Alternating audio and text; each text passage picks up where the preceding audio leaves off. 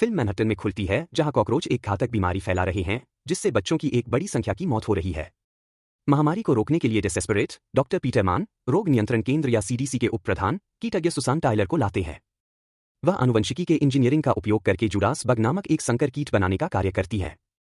यह एक एंजाइम छोड़ने के लिए डिजाइन किया गया है, जो कॉकरोच के मेटाबॉलिज्म को तेज करता है, जिससे वे भूख से मर जाते हैं।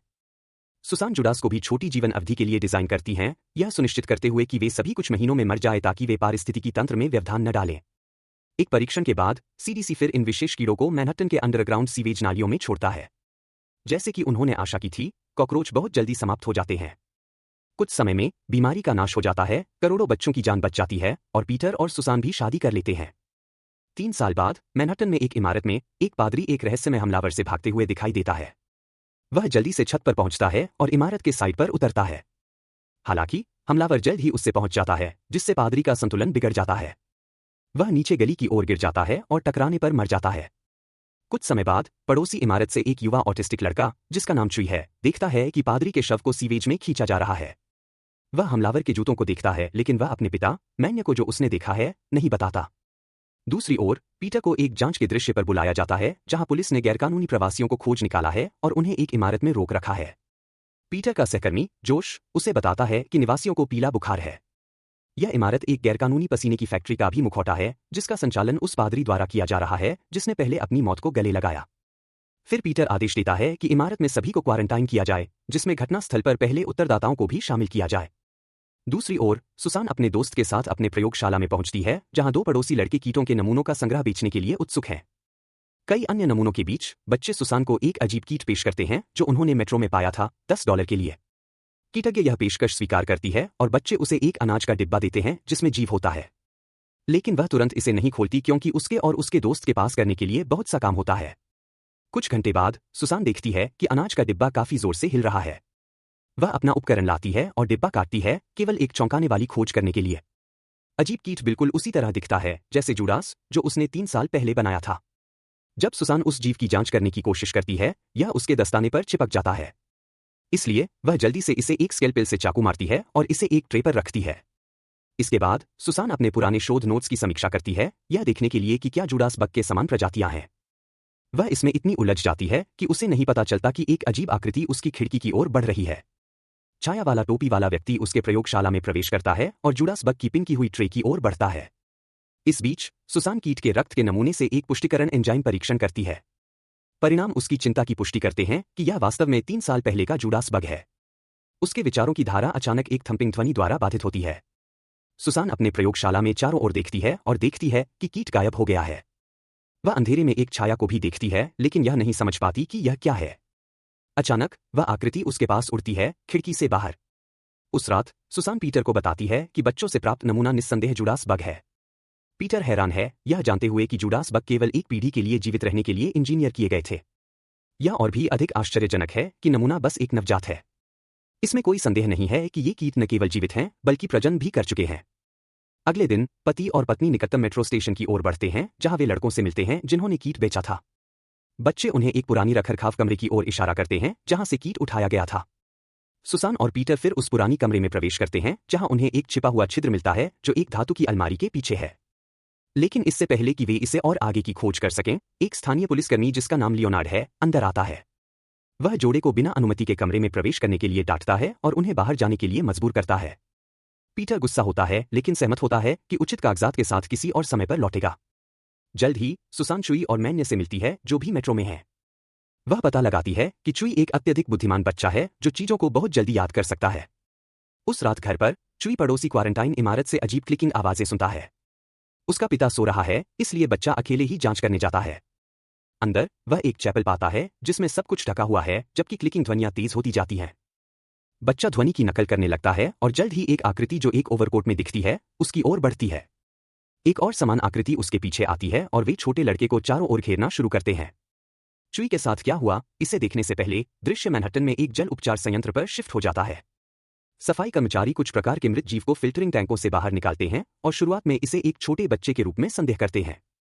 लेकिन करीब से निरीक्षण करने पर वे यह समझते हैं कि यह कुछ प्रकार का विशाल कीट है। अगले दिन सुसान को जल उपचार संयंत्र में जाने के लिए एक कॉल आती है। वह थोड़ी देर बाद अपने दोस्त के साथ पहुंचती है और वे पकड़े गए नमूने की जांच करते हैं। उनकी आतंक के लिए वे समझते हैं कि यह एक जुडास बग है जो कुत्ते के आकार के लगभग है। सुसान इसकी तस्वीरें लेती है और अपने दोस्त से कहती है कि उसे विस्तृत विश्लेषण के लिए प्रयोगशाला में भेजा जाए। इस बीच मैन्य को पता चलता है कि ट्री गायब है। वह जल्दी से देखता है कि उसके बिस्तर के पास वाली खिड़की खुली है और अनुमान लगाता है कि छोटा लड़का संभवतः उनके बगल की इमारत में चला गया है। दूसरी ओर पीटर और जोश एक अनुमति के साथ मेट्रो स्टेशन पर वापस जाते हैं और वहां पुलिसकर्मी लियोनार्ड से मिलते हैं। वे रखरखाव के कमरे तक पहुंचते हैं और पाते हैं कि दीवार में एक बड़ा छेद कम से कम 5 मंजिलें नीचे जाता है। तीनों लैब उपकरणों के साथ अंदर जाते हैं, यह उम्मीद करते हुए कि जुडास का घोंसला मिलेगा। इस दौरान मैन्य अपने लापता बेटे के बारे में पुलिस को कॉल करता है, लेकिन उसकी रिपोर्ट प्रतीक्षा सूची में डाल दी जाती है। यह उसे अपने हाथ में मामला लेने के लिए मजबूर करता है, इसलिए वह पास के सीवर के प्रवेश से इमारत में जाता है। उसके पास केवल एक लाइटर है। कुछ घंटे बाद सुसान एक मेट्रो स्टेशन पर पहुंचती है और अपने घर के लिए ट्रेन का इंतजार करती है। ठीक उसी स्टेशन के नीचे लियोनार्ड, जोश और पीटर दीवारों पर फीकट से भरे कमरे को पाते हैं। इस बीच सुसान अपना समय उस तस्वीरों की जांच करते हुए बिताती है जो उसने जल उपचार संयंत्र में खींची थी। जब वह अंततः तस्वीरों से ध्यान हटा लेती है तो उसे एहसास होता है कि वह स्टेशन पर अकेली है। केवल एक व्यक्ति कुछ मीटर की दूरी पर खड़ा है जो एक ट्रेंच कोट और टोपी पहने हुए दिखाई देता है। जैसे ही वह वहां से जाने का फैसला करती है, आकृति खुद को एक विशाल जुडास बग के रूप में प्रकट करती है जो एक वयस्क मानव के आकार की होती है। एक डरी हुई सुसान दौड़ने लगती है, लेकिन वह प्राणी आगे बढ़ता है और उसे स्टेशन के नीचे के सुरंगों में खींच ले जाता है। इस बीच पीटर और जोश दीवारों से नमूने इकट्ठा करते हैं। लियोनार्ड पास में एक पुराने लकड़ी के प्लेटफार्म पर खड़ा होता है, पुराने मेट्रो के अवशेषों को देखते हुए। एक छोटा जुडास बग जल्द ही प्लेटफार्म पर आता है और वह इसे कुचल देता है। पीटर यह देखता है और इसे बचाने के लिए दौड़ता है, लेकिन यह बहुत देर हो चुकी होती है। दोनों पुरुष अब प्लेटफार्म पर खड़े होते हैं और कुछ सेकंड बाद यह टूट जाता है। वे दोनों नीचे के स्तर पर गिर जाते हैं और जोश अकेला ऊपर रह जाता है। अपने पैरों पर वापस उठने के बाद लियोनार्ड जोश को वापस जाने और मदद लाने का काम सौंपता है। जोश शुरू में हिचकिचाता है, लेकिन यह समझता है कि अपने दोस्तों को वापस ऊपर खींचने का और कोई तरीका नहीं है। कहीं उसी भूमिगत सीवर नालियों के नेटवर्क में सुसान थोड़ी देर बाद जागती है। वह कई सड़ते हुए मानव शवों को देखती है और अपनी रक्षा के लिए पास में रखी एक धातु की पाइप उठाती है। वह फिर सावधानी से सुरंगों की खोज करती है, केवल सभी दिशाओं में अधिक रास्ते देखने के लिए। इनमें से एक में ऊपर से प्राकृतिक प्रकाश आता है, इसलिए वह उसी दिशा में बढ़ती है। टर्न्स आउट, प्रकाश एक ओवरहेड सीवर के उद्घाटन से आ रहा है और लोग इसके ऊपर चल रहे हैं। सुसान मदद के लिए चिल्लाने की कोशिश करती है, लेकिन इसके बजाय एक जुडास बग का ध्यान आकर्षित करती है। यह उसकी ओर उड़ता है, लेकिन वह पाइप से इसे चाकू मार देती है और भाग जाती है। एक और बग उसका पीछा करता है, लेकिन वह एक रखरखाव के छिद्र के उद्घाटन के माध्यम से बचने में सफल हो जाती है। इस बीच जोश अपने रास्ते को वापस खोजने की कोशिश करता है और जल्द ही ऊपर की ओर एक उद्घाटन देखता है। वह बाहर निकलने का प्रयास करता है, लेकिन गिर जाता है, जिससे एक तेज आवाज होती है जो पास के बगों को जगाती है। डरे हुए जोश तेजी से ऊपर चढ़ता है, एक रस्सी के लिए पहुंचता है, लेकिन जानवर उसकी टांग को पकड़ लेते हैं। वह जल्द ही मुंह से खून बहाने लगता है और दुर्भाग्यवश उसे अपनी मौत के लिए खींच लिया जाता है। दूसरी ओर सुसान उसके ऊपर हरकत सुनती है और उस धातु के रखरखाव के छिद्र की ओर देखती है जिससे वह बच गई थी। उसकी हैरानी के लिए वह मैन्य को देखती है जो अपने बेटे की तलाश कर रहा है। पास ही पीटर और लियोनार्ड गड्ढे की खोज कर रहे हैं, यह मानते हुए कि जोश जल्द ही मदद के साथ लौटेगा। लियोनार्ड फिर एक पुरानी ट्रेन की गाड़ी पर ध्यान देता है और पीटर को इसके बारे में बताता है, लेकिन पीटर अनिच्छुक होता है। इस क्षण में मैन्य पास की सुरंगों में से एक से बाहर दौड़ता है और उन्हें सुसान के बारे में बताता है। जल्द ही तीनों पुरुष उसे वापस ऊपर खींचने में मदद करते हैं, लेकिन एक जुडास बग शोर सुनता है और उनकी दिशा में आने लगता है। सौभाग्य से वे सुसान को ऊपर खींचने में सफल होते हैं और ढक्कन बंद कर देते हैं, लेकिन प्राणी उनके पीछे है। वे बड़े गड्ढे की ओर दौड़ते हैं और ट्रेन की गाड़ी में छिप जाते हैं। लियोनार्ड फिर अपनी बंदूक निकालता है और बग पर कई राउंड फायर करता है, लेकिन यह बढ़ता रहता है। इस बीच पीटर ट्रेन की गाड़ी का दरवाजा बंद करता है और बग बीच में फंस जाता है। यह अपने आप को खींचने की कोशिश करता है, लेकिन अंततः अपना शरीर फाड़ देता है, जिसमें ऊपरी आधा सीट के नीचे क्राउलिंग करता है। पीटर फिर लियोनार्ड की मदद करता है ताकि वे इसे मार सकें। वे बग को बाहर खींचते हैं, लेकिन लियोनार्ड क्षणिक रूप से अपनी सतर्कता छोड़ देता है, जिससे प्राणी को उसके पैर को काटने का पर्याप्त समय मिलता है। फिर भी वह कई और गोलियां चलाता है, अंततः इसे मार डालता है। फिर वे ट्रेन की गाड़ी के अंदर अपने आप को बंद कर लेते हैं और पीटर लियोनार्ड के घावों का इलाज करता है। दूसरी ओर मैन्य सुसान की मदद करता है कि वह मृत बग की जांच करे और वह देखती है कि कीट में विकसित अंग जैसे फेफड़े। वह अनुमान लगाती है कि जब उसने जुडास के चयापचय को आनुवांशिक रूप से बढ़ाया तो उसने उनके प्रजनन चक्र को भी तेजी से बढ़ा दिया। 3 वर्षों में ये कीड़े कई 100,000 पीढ़ियों में प्रजनन कर सकते थे, जो विस्फोटक विकास की अनुमति देता है। वह यह भी जोड़ती है कि जंगली जानवर कभी कभी अपने शिकारी की नकल करने के लिए विकसित होते हैं, जो यह समझा सकता है कि जुडास कीड़े क्यों छिपे हुए हैं। अब यह स्पष्ट हो जाता है कि ये कीड़े मानवों की नकल करने के लिए विकसित हो गए हैं। अचानक जुडास कीड़ों का एक झुंड ट्रेन के डिब्बे की ओर दौड़ता है। सुसान को एहसास होता है कि लियोनार्ड के घाव से खून उन्हें आकर्षित कर रहा है। इसलिए वह मृत बग की गंध ग्रंथियों को लेती है, उन्हें पूरी कैबिन में रगड़ती है और सभी को बताती है कि वे अपने शरीर पर भी ऐसा ही करें। यह योजना सौभाग्य से काम करती है क्योंकि शरारती कीड़े भ्रमित हो जाते हैं और वहां से चले जाते हैं। कुछ क्षण बाद लियोनार्ड एक पुराना मानचित्र खोजता है और देखता है कि उनके पास भागने का एक मौका हो सकता है। उन्हें पटरियां बदलने और एक फ्यूज बॉक्स को फिर से वायरिंग करने की आवश्यकता है ताकि ट्रेन निकटतम निकास की ओर चल सके। पीटर तय करता है कि उसे और मैन्य को बाहर जाने वाले होना चाहिए। इसलिए दोनों खुद पर गंध ग्रंथियों को रगड़ते हैं और कार्य के लिए अलग हो जाते हैं। मैन्य ट्रैक स्विच की ओर जाता है जबकि पीटर फ्यूज बॉक्स की ओर जाता है। कई तनावपूर्ण मिनट बीतते हैं क्योंकि मैन्य ट्रैक स्विच की तलाश करता है, लेकिन इसके बजाय ट्री को खोजता है। पता चलता है कि छोटा बच्चा कीड़ों से बच गया क्योंकि वह उनकी आवाजों की नकल कर सकता था।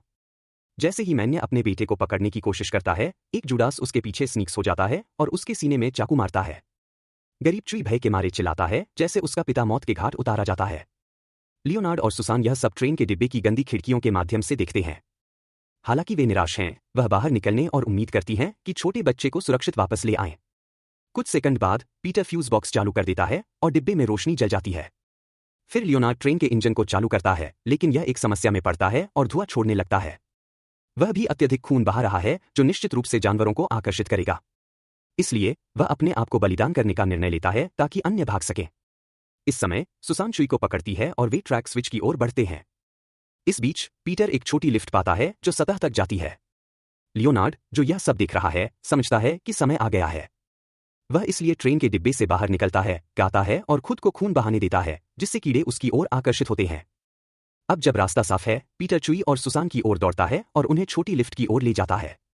वे अंदर जाते हैं, लेकिन पीटर पीछे रह जाता है क्योंकि वह कीड़ों को यहीं रोकना चाहता है, उन्हें सतह पर भागने नहीं देना चाहता। इस बीच लियोनार्ड को मारने के बाद कीड़े शेष मानवों की ओर अपना ध्यान केंद्रित करते हैं। इनमें से कुछ कीड़े बेहद बुद्धिमान होते हैं और जल्दी से यह सीख लेते हैं कि लिफ्ट के पुली सिस्टम का उपयोग कैसे किया जाता है। उनमें से एक रस्सी को काटने की कोशिश करता है जो लिफ्ट को ऊपर उठाए रखती है, लेकिन सुसान और चुई ठीक समय पर भाग निकलते हैं। हालांकि लिफ्ट गिर जाती है और कीड़ों को भूमिगत फंसा देती है। दूसरी ओर पीटर एक सुरंग के माध्यम से रेंगता है और अचानक खुद को एक विशाल कक्ष में पाता है जहां हजारों जुडास के अंडे हैं। संयोगवश वहां पूरे फर्श में गैस की पाइपें भी चल रही हैं, जो उसे एक विचार देती हैं। पीटर पास में पड़े एक कुल्हाड़ी को उठाता है और पाइपों को तोड़ने लगता है। फिर ज्वलनशील गैस लीक होती है और पूरे कमरे को जल्दी से भर देती है। कुछ क्षण बाद कई वयस्क मादा कीड़े उस सुरंग को खोज लेते हैं जिससे पीटर अंदर आया था। वे जल्दी से उसकी ओर उड़ते हैं, इसलिए पीटर अपनी जेब से एक लाइटर निकालता है और गैस को जलाने की कोशिश करता है। दुर्भाग्यवश लाइटर खराब हो जाता है और नीचे सीवर के पानी में गिर जाता है। यह एक निराशाजनक पीटर को मजबूर करता है कि वह अपनी कुल्हाड़ी को इस बात पर मारकर एक चिंगारी पैदा करे। ठीक जब जुडास कीड़े उस पर आक्रमण करते हैं, पीटर गैस को जला देता है और पूरा सीवर सिस्टम विस्फोट कर जाता है। ऊपर की सड़कों पर उपयोगिता छिद्र के कवर हवा में उड़ाए जाते हैं, कारें जलती हैं और आग सीवरों से निकलती है।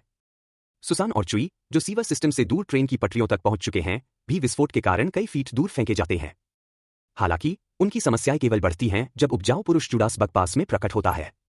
सुसान देखती है कि एक ट्रेन उनकी दिशा में आ रही है और जल्दी से एक योजना बनाती है। वह खुद को चोट पहुंचाती है ताकि पुरुष का ध्यान आकर्षित कर सके और चलती हुई ट्रेन की ओर दौड़ती है। जुडास बग उसका पीछा करता है और ट्रेन के उन पर आने से ठीक पहले वह रास्ते से कूद जाती है। लेकिन बग इतना भाग्यशाली नहीं है क्योंकि यह ट्रेन के पहियों के नीचे कुचला जाता है। फिर सुसान चुई को खोजती है और उसे सुरक्षित खींच लेती है। कुछ समय बाद दमकलकर्मी, पुलिस और चिकित्सा कर्मियों ने सड़कों पर धावा बोल दिया, सब कुछ नियंत्रित करने की कोशिश कर रहे हैं। सुसान और चुई को भी बचा लिया गया है और एक अधिकारी उन्हें बताता है कि सभी कीड़ों का विनाश कर दिया गया है। कुछ क्षण बाद पीटर भूमिगत मेट्रो स्टेशन से बाहर आता है। पता चलता है वह गैस विस्फोट से ठीक पहले सीवर के पानी में कूदने में सफल रहा। जब फिल्म समाप्त होने को होती है, सुसान और चुई उसकी ओर दौड़ते हैं और तीनों करीबी गले मिलते हैं।